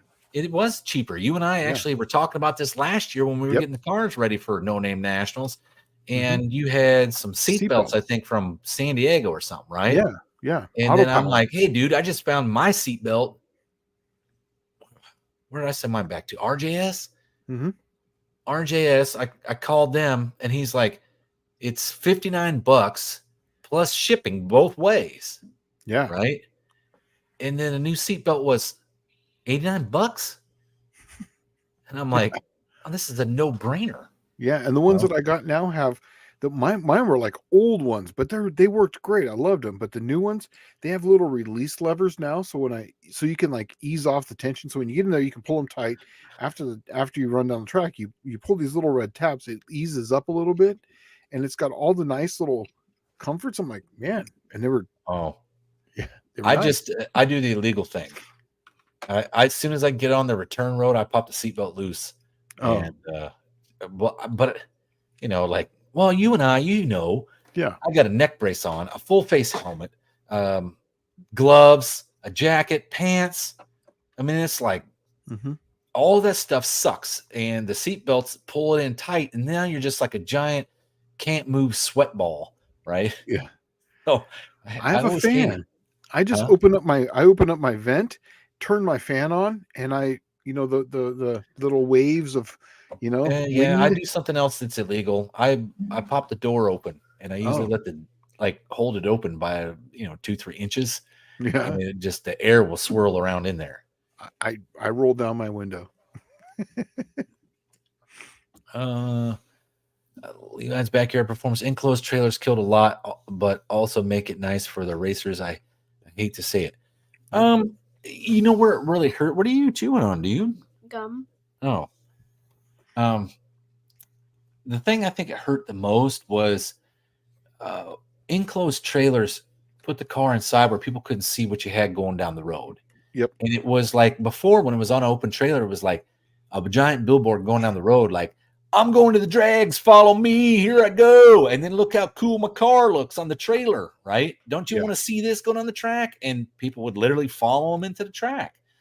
And now it's just like you see 2 or 3 enclosed trailers on the interstate, and it's like, man, has that got siding in it, or is that a race car? And I always like to imagine it's a race car, but that actually happened to me a lot in San Diego. We would take the motorhome, and I had a flatbed trailer, and people would come up to you, now you drive with an enclosed trailer, no one even knows, you're just driving. The best time I had was my buddy Tim Glendenning and I used to go to the track at Mobile International Dragway when I was stationed in Pascagoula, Mississippi. And what would happen was we would haul the car there on the trailer, but one day we went there like on a Saturday evening, and it wasn't for test and tune. It was for like a 570 index race, I think they were running, or a 60 index race. And we pulled in at Hardee's, and that's when Hardee's came out with that $6 burger. Yeah. They were called. Yeah. And we pulled in there at Hardee's to get a $6 burger to take it with us to the track. I know that sounds terrible. But I mean, you get more food for less money, right? So anyway, we were getting a $6 burger, and we come out, and there's like 3 little kids just running in a circle around my truck and my trailer. And then there's the mom and the dad. And we walk out there, says, is everything okay? And she says, is this your race car? The mom asked me that. And I said, yeah. And she said, this is my son's favorite car at the racetrack. This thing does not look fast, and then it does big wheelies and burnouts. And I'm like, Oh, right. I said, well, you know what? It just so happens I need somebody to sit in the front seat and try it out for me. So we open up the door. I put the kid in there, and he just like that's when I still had the 6-way power seats and electric heated nut scratchers. And I moved it all the way forward, and I just said, hey, put your hands up on the steering wheel and have your mom take a picture. Right. And this was back when this is instant camera days, right? Yeah. So she took a picture, but that kid had a smile from ear to ear, man. And I'm like, you know what? I think it just made somebody's day. Yeah. His life. You probably ruined him for his whole life now. Oh, yeah. He's hooked on drag racing forever and never have a dime. But let's see. Clayton's Toolbox is saying, any tips to make drag rails hook up on the asphalt? It's my 94-inch wheelbase Pinot. The minimum pressure is 16 pounds, and that's what I'm running. It still doesn't launch and skates around too much. Dude, we run a lot of drag radials. Now, I'm not sure what kind of power we're making. I know nothing about that, but I run a lot of drag radials on the Charger. This is the Edelbrock test car that we have. I run that one right around 20 to 21 pounds, and it does really good. And I do know that 1 pound makes a huge difference in drag radials. Now, this is a heavier vehicle than yours, so probably all this is out the window. But this is the only information I know about drag radials. But it did, and we had to do not as big of a burnout that I would do on a slicks. It didn't want as much heat. As one thing I did. That's what I found but see, I don't know what kind of drag radial is running. I'm familiar with the BF Goodrich's when they came out. Yeah. And those things just like you to get the tire, turn it over. And when it started to chatter, even if it wasn't smoking, you let off. Yeah. And that's when it was ready to go. And you never wanted to get in the water because those things would sling water up into the wheel well. And when you're done with your burnout, then all the water would drip down on the tire. Mm-hmm. Right. But if you're just talking on regular asphalt, all you do is hit them once, get them to where they like chatter, or you hear something out of them, or it starts to smoke, let off, right? Yeah. And then launch it. Yeah, and it didn't want really any heat at all, like you said. Yeah, they don't like heat for some reason. And then I found that you can't run like low tire pressures in them because they don't like low tire pressure at all. It defeats the way the radial works, and it cups that steel belted radial portion inside the tire, so it won't even bite in the center. If you go do a burnout, that's one thing I guess you should probably do is go out on the asphalt, hammer it, see what kind of patch it lays, and then adjust your air pressure accordingly. So that way, because it should be even all the way across. Yeah, yeah. And I did notice too that the wider the tire helps out too to help plant that. Oh yeah, and that's another thing too. Is we used to go, 1 inch wider than the tire was supposed to be for. Yeah. Let's say the tires like you buy like a 265, and that what fits on a 7 or 8 inch wide wheel. Yeah, you put like a 10-inch wide wheel on it. Yeah. Right. Yeah, and stretch it all the way out.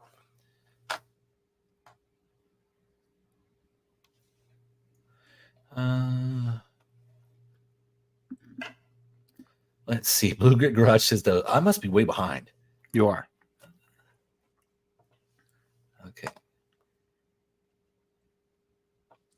Yeah. See, here we are. I used to love the looks on the kids' faces when we pulled open trailers. Yeah, that was what it's all about.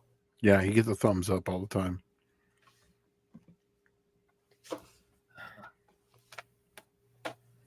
Yeah.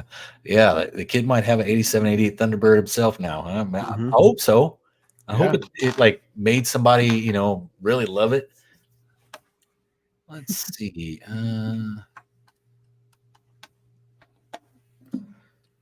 Well, here's some advice from Dylan Levi. Clayton radials like being pushed into the ground. If your suspension squats, that's a lot of your problem.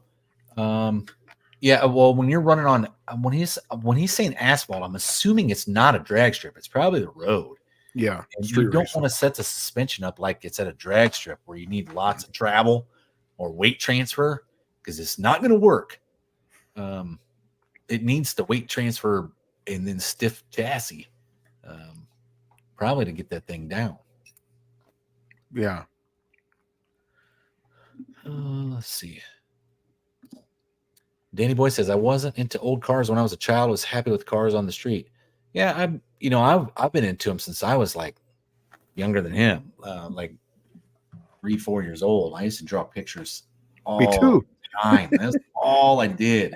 And Yeah. my family went to the drag strip every weekend up until I was 8. And then the drag strip closed that we had. And it was like, as a kid that grew up at the track every weekend, so spring, summer, fall, that's where we were at every weekend. And I did not know what to do with myself. Like after that track closed, like, oh, what do I do? And then I went through like probably the first fit of depression I ever had. And it was like, oh, my life sucks. This is terrible. I don't know what to do. And then I just learned how to play with all the neighbors. So, Right. yeah. To make a long story short, that way. Oh, yeah. That makes the long story short. Okay. Let's see. Okay. Clayton's Toolbox is saying, thanks. Asphalt is at an airport runway drag strip. I have Caltrax as well. Yeah, that one's going to be tough because it's an unprepped surface. Drag radials don't like to hook up on. My opinion is they don't really like to hook up on anything but anything but concrete. Yeah, but here's the thing: the Caltrax. I have my Caltrax set up right now towards dead hooking, and that's actually what you want for what I'm doing. And you'd probably want that on a drag radial too. So it's when it comes off, it's literally putting the rear end into the ground, and it's not allowing any slippage or anything. So it's literally planting it down and going out. Usually on slicks, you don't want that, but on drag radial, you probably do. Let's see. Buick Smith says, always drew pictures of T-buckets at the time when I was a kid. You know, mine were like sedans. Mine were cars. Mine were like yeah, mine were cars, but they were like I guess they were simple and square. And okay, I would draw the Dukes of Hazzard Charger, right? That was like guaranteed. I did. Yep. I had a lot of Dukes of Hazzard ones.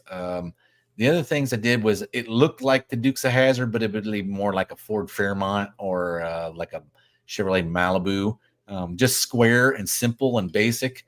Mm-hmm. But they always had big meaty tires on the rear and some screaming mill hanging out the motor. Yeah, but that's when when you got a Matchbox cars, these had like these Street Freaks Matchbox cars. Yes. Way back when they had motors that would be twice as big as the Matchbox car. That was sticking out of the hood and stuff. Yes. And that's what I was all about at the time. Like, oh man, I got to have that, That was back when you go to Kmart and you could buy shackles for your Nova and then, put tires on it that would stick outside the fender and the car would stink bug like this. Yep. And Sears used to have all your parts. Yeah, right. The thing that got me out of drawing the pictures, I think, was the phase of the Stomper came in. The AA operated Stomper. Mm-hmm. Those things were so much fun, and they were like, I want to say maybe just $1 or $2 more than a Matchbox car. Yeah, well, they were $5. It was $4.99 for me. Oh, for a Stomper? For a Stomper, yeah. Okay, then the Matchbox car was 49 cents or $1. Yeah, it was quite a bit more. So when I got into the Stompers, we had like a sandbox when I was in elementary school, and we would make a track, and you would use your finger to make corners so it would drop in there. So you would have these tracks set up, and everyone would bring their Stomper, and they would set them in there, and they'd run the track. That you wouldn't have to touch them; they would go all the way through the track. It was really cool. Huh. Yeah, the Stomper was that was the big thing in school. Everybody would bring a Stomper, and then at lunchtime or when we did what did we call it? What was it called? Recess. Recess. Yeah, recess. And then did you forget your childhood or something? No, I didn't forget it. I didn't have much of one, but we would play with those things at lunchtime, and we would build like you just take acorns and sticks and stuff like that and stack it all up and see if the Stomper can climb it, right? And it's like, oh look, Jimmy Stomper climbed the whole hill. And you come to find out that Jimmy's dad showed him how to put 2 AA batteries in it. And then, that was the deal. But we tried 9 volts because 9 volts. Yeah, it probably smoked the battery or the motor. Everything. Yeah, it smoked everything. It ran for a little bit, but it smoked after I got smoked. Let's see. Oh, Danny Boyd said that when he was 3 years old, he wanted his mom's Mustang or his Uncle Bob's Camaro SS 396. My parents had a cool car. When I was a kid, I was like 7 or 8. They had a 64 Biscayne, which was it was the top of the line Biscayne at the time. It was a 283 with a power glide, and it had 3-tone interior. And when we traded that sucker in for a 78 or 9 Chevette, I mean, I cried. I remember being at the dealership just crying. Oh, like the Bel Air. Oh, that's what it was. It was a Bel Air. It wasn't a Biscayne. It was a Bel Air. Why would But you call it biscuit? it's not biscuit. It's Biscayne. Oh, biscuit. Yeah, the name is already almost biscuit. Yeah. My uncle had an Olds Cutlass, and it had the R. It had the rocket engine in it, and I thought that was the coolest thing in the world. I thought it was just, I was going to fly away in that car. It was awesome. Well, so Rabbit Transit Garage is saying I still have some stompers. Remember Micro Machines? Yes. Oh yeah, Micro Machines would be like the one that you could easily, instantly go skating in your living room on if you didn't put them away. I still think the best stomper that I had was the track guided one, and it was a fast one. So you would have this track that you would lay down, and the stomper would stick on it, but it hauled ass. It was fast, and you would make this track out of this like plastic, and it would fly all over the place. It was awesome. Yeah, I just like the stompers that have the foam tires, and you can buy like those kits to hop them up and jack them up and all that stuff. And oh man, we had so much fun with stompers. But and then that led into, what are you doing, dude? Trying to climb over? Yes. What was the next thing that came Slot out? cars. Well, no, I had the one that led me into was these. They had some RC cars. Oh yeah, I can't remember what they're called. Or no, it wasn't an RC car. It was actually one you just turn on. It was like a big stomper. Yeah, right? But it had these claws coming out of the tires. Yeah, when it gets stuck. Oh yeah. Yeah, you remember that thing? Like I had one too. Yeah. Did you? Yeah, I had that too. And then I went from that to slot cars, and then I went to RC cars.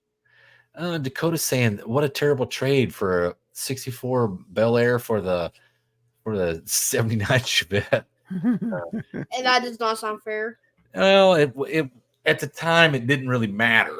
It was a Bel Air Chevrolet, and no one really cared about them. They weren't that big of a deal, but no one really cared about Chevette. What do you mean? Oh, they were just junk. Somebody would keep that in the back of their mind in childhood, never remembered. I'll give you an example, Wyatt. If you ever go open up an old garage that's been sitting vacant for a long time, and you see a 1964 Chevrolet Bel Air in there, you're going to go, wow, a 1964 Chevrolet Bel Air. And then if you were to open that same garage up and there's a 79 Chevette in there, you would say, get that tow truck in here now. Yeah, you would. After I'd see that, I would just say, that's weird. Because dang, who keeps a Chevrolet in there for that long? Oh, it happens all the time, buddy. You'd be surprised. They forget about it. Says, I have been into cars since I was old enough to crawl over and mess with my dad's model cars. Yes, I got into trouble, but that's when I knew I loved cars. I'm just happy I grew up in the era of which I did. Me too. You still had the autoramas that would travel the circuit. You'd have the show cars, and those all came around the wintertime, right? You had drag racing from spring, summer, and fall. That there was like 40 tracks, within a 2-hour radius. I don't know how many there was. There was a lot. It seemed like we were always at a track somewhere. My dad would take me to junkyards, and this is something I ran into yesterday. I took Wyatt to the junkyard, and they would not let him in. And I mean, the lady was like appalled that I'm bringing him in there, right? Like she said, "Kid, you can't bring that baby in here." And I said, "It's not a baby. He's 10." And I said, "What's the problem?" And she's like, "Well, the problem is you must be not able to read, or you can't read. What's wrong with you? You can't read or something?" And it says right here, you got to be 16. And I said, the only reason it says that is because your insurance probably dictates that they can't be any younger than 16 to be in this yard, or your insurance won't cover them, right? I said, here's the sad part. You're going to kick my 10-year-old son out, but there's 200 illegal Mexican guys going to walk in here and buy some parts right now. Right. And that's where it was really chapping my ass bad because I remember going to the junkyard when I was a kid, and it was one of the most fun things I ever did with my dad. Yeah. Let's see.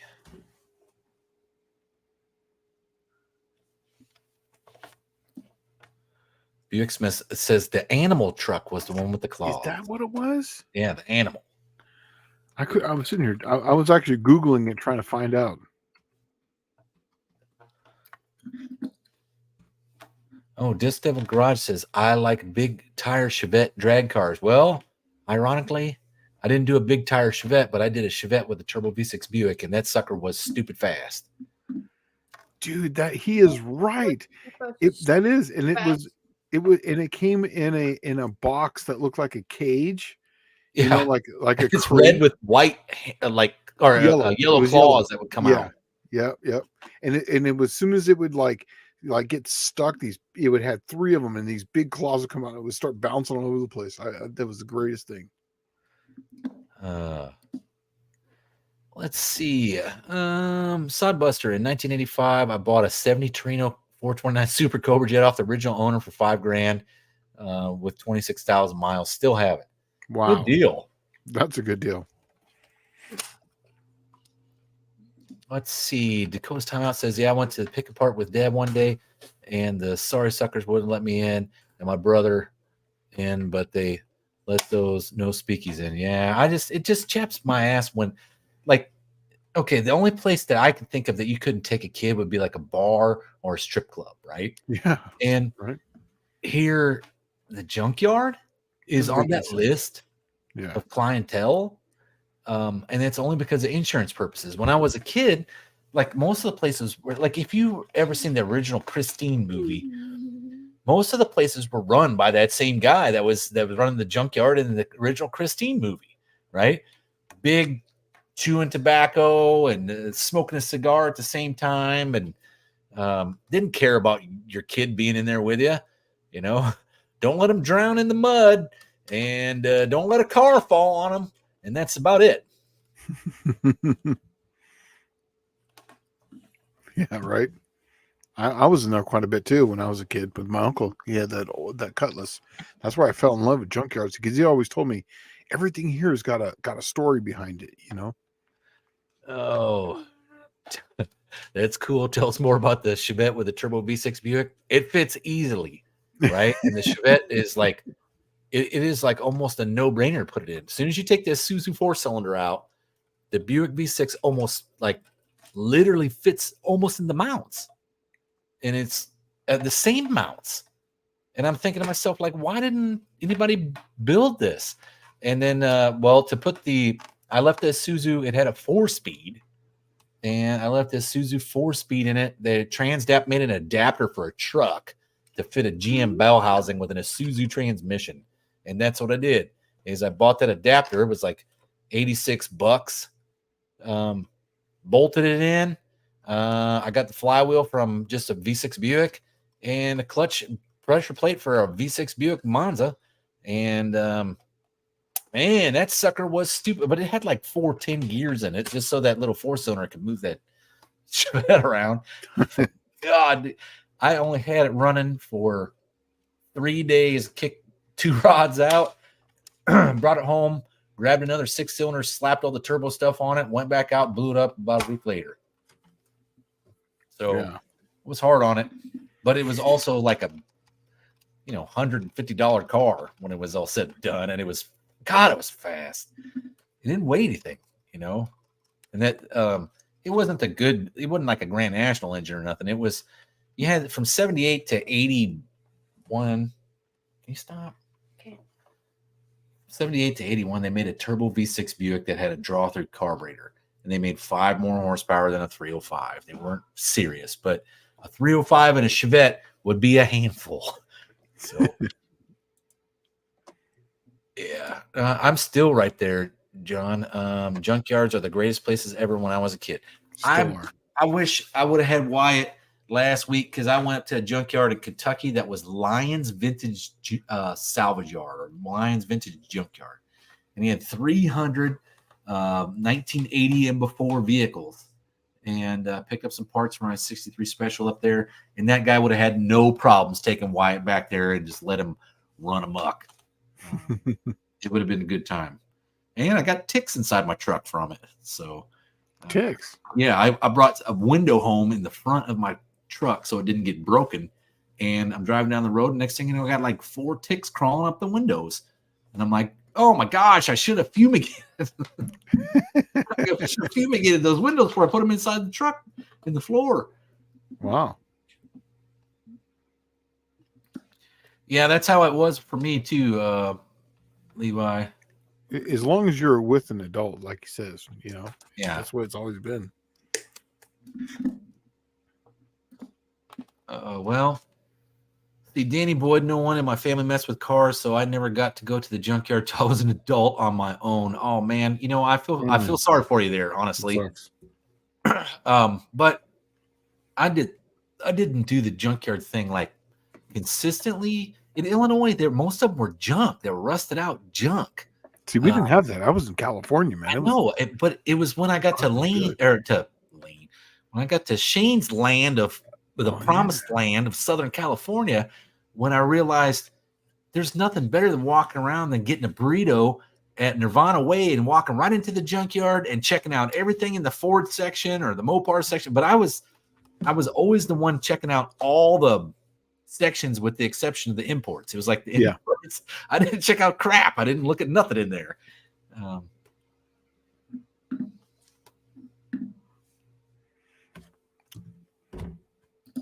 Oh man, we used to have one in Illinois that was so backwoods. Me and my buddies in high school went in there and just dropped batteries in cars. We'd find one with a battery in it that worked, and you'd find a car if it had a key, and even if it didn't. That's how I learned how to steal a G body. Was in the junkyard. You drop a battery in it, and you fire it up, and then what we do is have the demo derby in the junkyard. Dude, that's exactly what we did. I worked when I first left California back in the 90s. For a couple of years, I went to Georgia, and I worked at a place called Bob's Picker Part, and he had the Primo yard area, and then he had the Picker Part area, and that was the best job ever. We would get the cars that would come in, and we did the same thing. Is that on Friday nights we would have our own demo derby of cars that were going onto the crusher. Bob would usually leave. So we would have these complete crash derby races. We made jumps, and then we were able to crush the cars to show no evidence. And he had a rail track there. You would crush the cars, and you would pick them up, and you put them onto the rail car, and you would tie them down because they would go out. So you would just have cars crushed up there constantly. It was the best. It was the best job ever. I didn't get paid nothing, but pretty much. And Dylan Levi's. Or not Dylan Levi. Dakota's asking, would I get kicked out for the demo derby? You didn't. Yes. You would have definitely gotten kicked out. You probably, to be honest with you, if they would have caught us back then, would have been different, right? This is like they would have probably locked the front door at the place so nobody could come in, and they would have whipped your ass in that place and then threw you out and told you not to come back. That's nowadays, felonies. You know, when I first joined the Navy, because I was getting paid $800 a month, right? That's all I was getting paid as an E1. And I got a job in a place in in San Diego. It's no longer there, so I'll just go ahead and say it, right? It was called Jake's Mustang Recycling. And I remember that place. Yeah. Do you? Okay. Yeah. It was, if you went down there like you were going to go to, you pick your part at Nirvana Way, you hung a left instead of a right. Yeah, you go left, and it was over there on the right-hand side. Then dude, I got a job in there just stripping Mustangs. And they were all coming in with like broken columns, and it's like 92 Mustang convertible. This is only like 93 or 4, and 4. So, I mean, this car's 2 years old, and it's coming here with a broken column. I'll tell you exactly what this car is, right? I didn't ask any questions. I didn't. And then we had there was a phone number that hung up above the phone that said, if it gets hot here, call this number. And that was it. You just called the number. You told them, hey, it's Jake's, and it's hot here. And you hang up the phone and you leave. And that was it. That place is not there anymore. I don't know who ran it or why, but they paid cash and they paid well. I got paid I $80 remember a that car. place. I used to do a lot of for JBA, and they would get a lot of parts from there too. Oh, I'm sure. Yeah. Let's see. Dave Norman is saying one of my neighbors has just successfully engineered proper legal in Australia, a Holden Gemini coupe, a Chevette with a turboed LS. Oh, it's gonna be fast. That's I promise. The wheelbase on it is short, real short. It's gonna get out of shape fast. Yeah, I don't know how that little rear end held up, but it did. And I never put slicks on it. It was always street tires, right? So maybe that's why.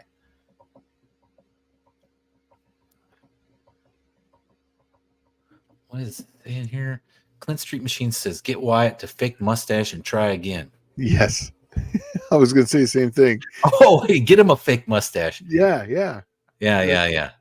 Oh, that would be kind of cool. And just walk in and then just when they ask you something, just say, muy es a guapo, right? What the heck? That means I'm good looking. Yeah. And, or you're very good looking. Yeah, I'll say very good. Yeah. Okay. Yeah. I'm not going to say what they were, but and I don't want to get in trouble. But yeah, that place was paid well. I had a good time, and that's where like. Remember the Auto Trader? I think I told you I was working at that junkyard place, and we had the Auto Trader. I brought it in. I said, "Man, there's a freaking what was it? 66 Comet K code, 289 4-speed for sale in the Auto Trader for like $600." Yeah. Right. And there was an older black guy there that worked there. His name was Otis. And he said, well, I tell you what, the owner was like, here's $600. You and Otis go down, you pick up that car right now. If it runs, throw him extra $100. Right. And I'm like, okay. So we go down there and it's like, we take a battery from there, right? From Jake's, go down there, throw it in this thing. I think it turned over maybe 3 times and the thing lit off. And I'm like, oh my God, the tires are dang near rotted off of it. It was in the backyard in Linda Vista Lemon Grove. Wow. Yeah. And yeah, I pulled it out. We put it on the wrecker and when you put it in gear, the clutch was slipping so bad it could hardly move. But we got it back to the shop, and that thing was a legit K code Comet, right? Like wow. That had to be optioned only, like they didn't build just K code Comets every day. Yeah, right. Yeah. Let's see.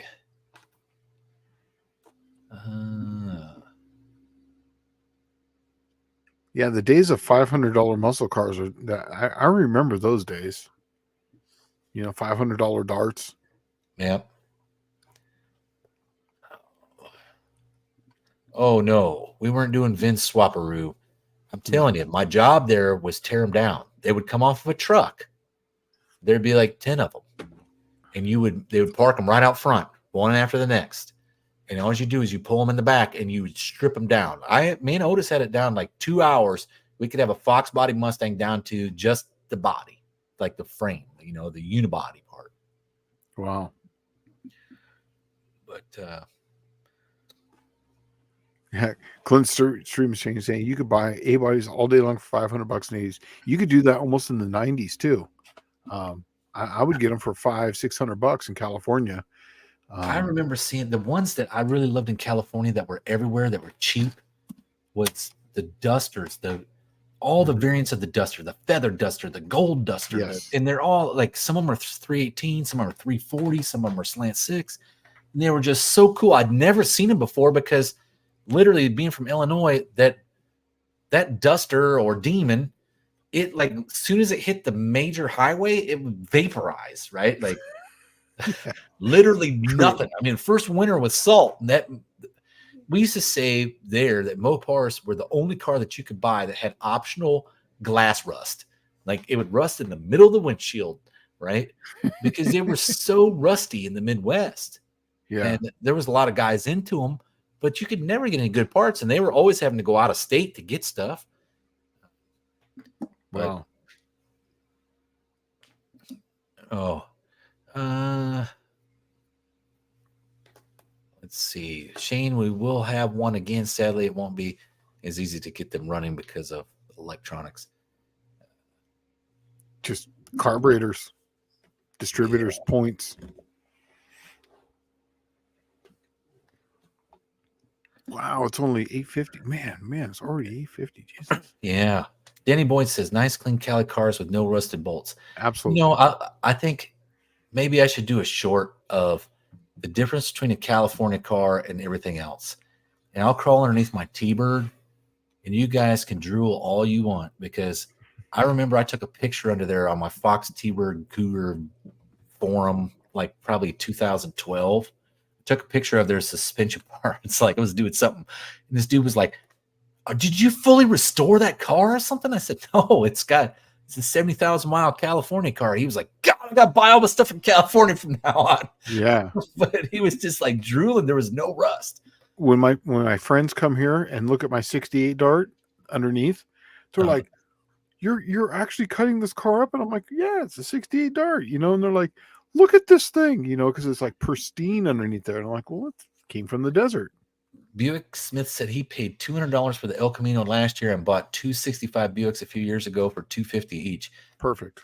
Yeah, well, today those 65 Buicks would probably be $500 each, just to be honest with you. But man, you're up there in Nodak. I need to go up there and troll in Nodak, because that's like the beginning of the high desert area, right? Or I guess I don't know. There used to be like lots of cars that got left up there, and then you would just sit and literally collect at somebody's homestead junkyard, and you used to be able to get them for a really good price. Yeah.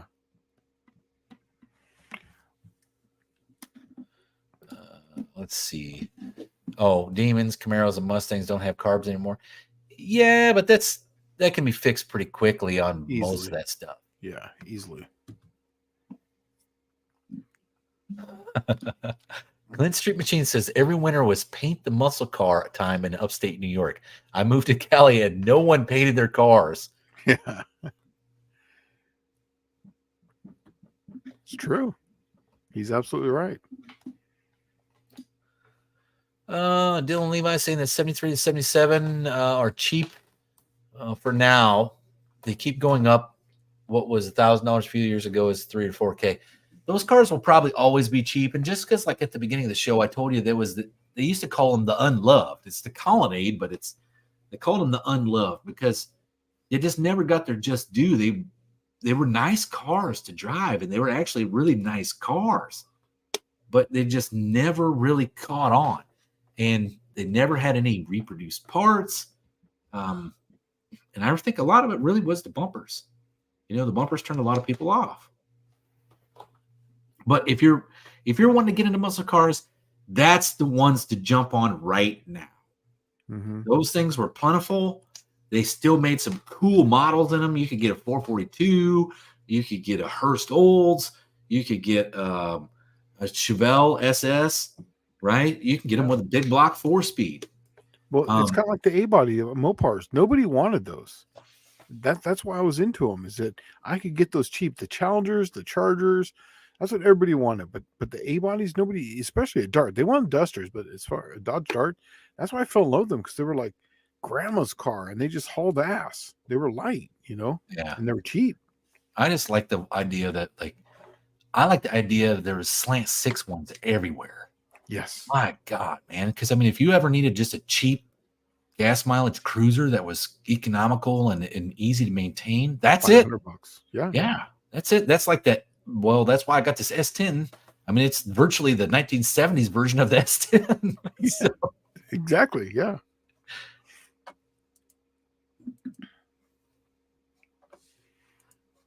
Do you know that there's people still selling the animal truck? I'm coming off of this on eBay. You can buy a You want to brand get new one for your son now, huh? I'm telling eBay. Oh man, Buick Smith says there are still a few around there in North Dakota, but northern South Dakota and eastern Montana still has a lot. Yeah, that was what was weird, is when those cars, when they just like kind of died, the people would just leave them, and then they would just because the towns were so few and far between. It was like, oh, I'm not going to go 70 miles back to get my beater. And then they would collect at somebody's junkyard, or their homestead. It was so weird. And then getting a title for them was so easy.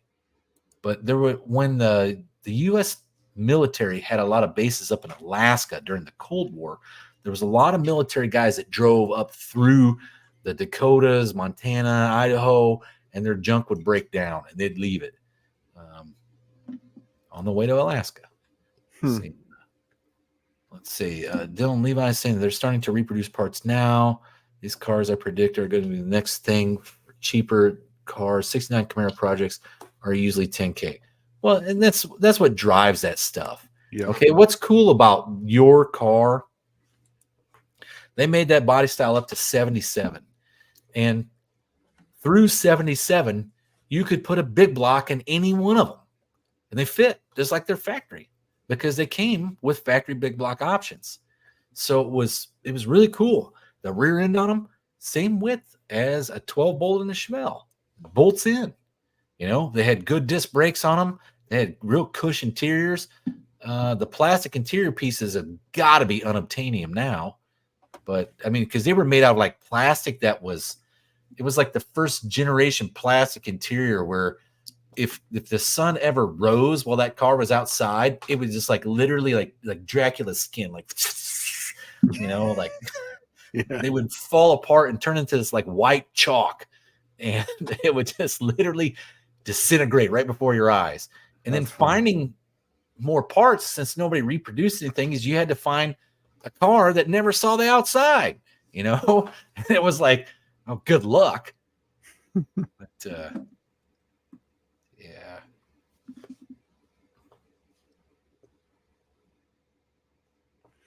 Well, as we're getting close to the end here, I'm just going to plug John Wilburn real quick.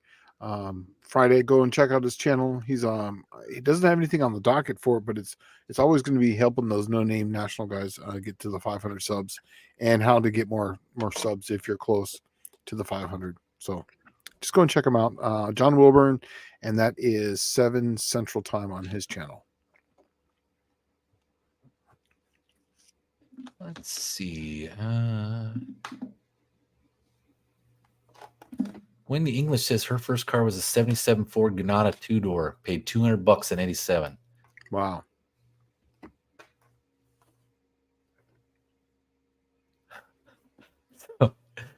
Speaking of interior parts, here's Dylan Levi's rebuttal.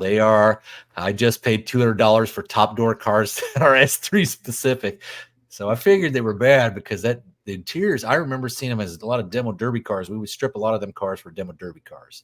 Wow. And the interiors and them were just like, how does this look so bad already? It's only like 6 years old at this time.